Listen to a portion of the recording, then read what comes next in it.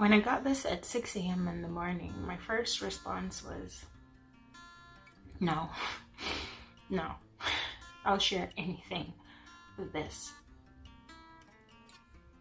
I burst out in tears, and I can remember saying to God, if I had to go through this to help just one person, I'd gladly suffer.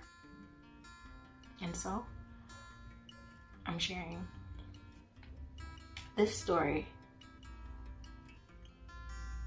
about heartbreak.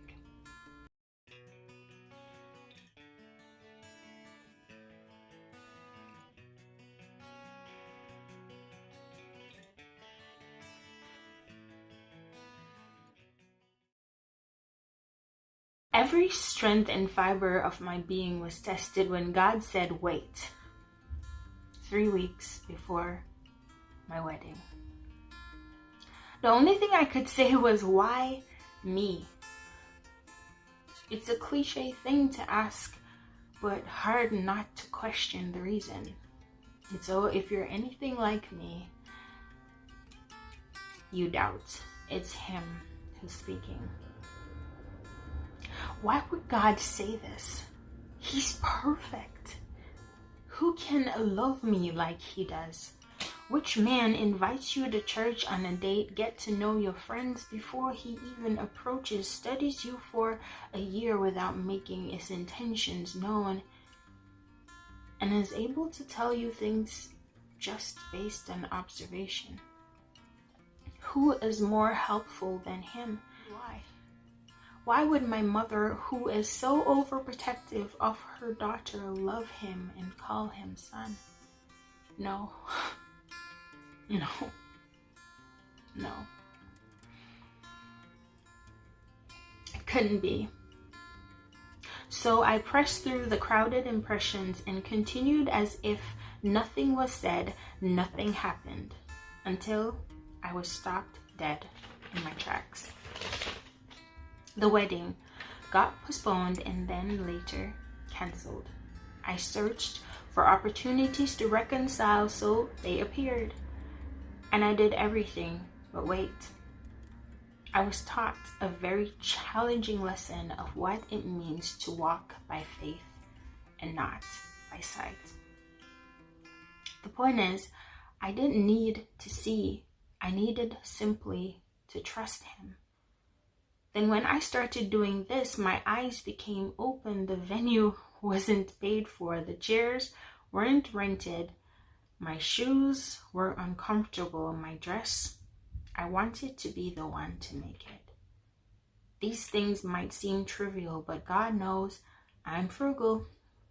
And that's why it didn't.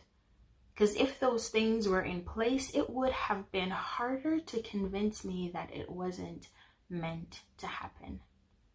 Because I valued the signs and wonder more than His word.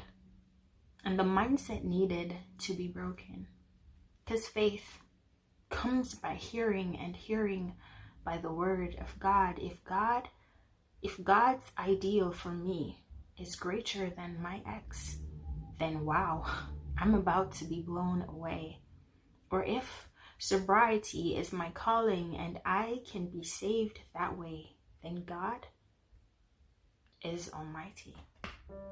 So I don't know who can relate to this piece or why I needed to produce it today and for you to watch it today. But know this, that when God tells you to do something, He knows the end from the beginning, and we can truly rest assured that He knows what's best for us. And I'm not saying this I'm not saying this because I've not experienced it, but I believe now, and I can say this strongly, that if that needed to happen to me for me to have the relationship that I have with God today, then even I would choose to be heartbroken. Because I have had to learn to make God my counselor and to spend time with him like I was in therapy. Because somehow during that really rough time, I had to endure open heart surgery, and God had been performing a work that has truly taught me what it means to have a transformed heart. And so I believe that everything happens in life for a reason. And if whatever it is that you might be going through that seems so challenging, that seems so hard to get through, if you look at it as an opportunity for you to have a deeper experience with God and for him to reveal things to you that you need to change in your own characters and mindsets that need to be taken down, then wouldn't you gladly choose that? His ways are not our own. But God is great. And he does things, and sometimes they're veiled in mystery.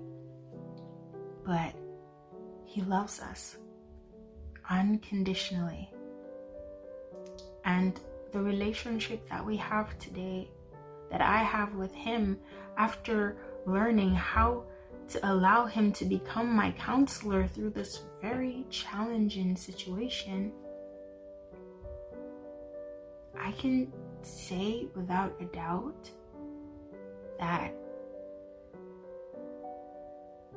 he loves us and he wants to perfect us, and he wants us to get to know him personally.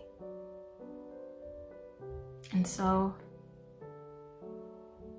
make him the one. Prioritize him. Give him the chance to mold you and to shape you into the individual that even you would be proud to be.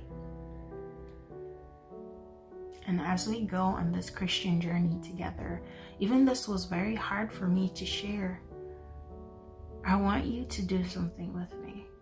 I want you to write down your fears and allow them to not overcome you, but to break through it.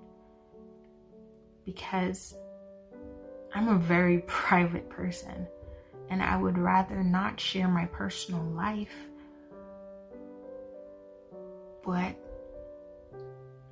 if God has convinced me that this was what I needed to share to help somebody get through this, know that it's worth it. And that he has our best interest at heart. And so this video is a little bit different, a little bit more personal, but I pray that you will like. If you like, comment if you can relate, and if you haven't already subscribed, consider it. Like, honestly, consider it. Like, if it's on an uneven number, just like. And I will see you in the next one.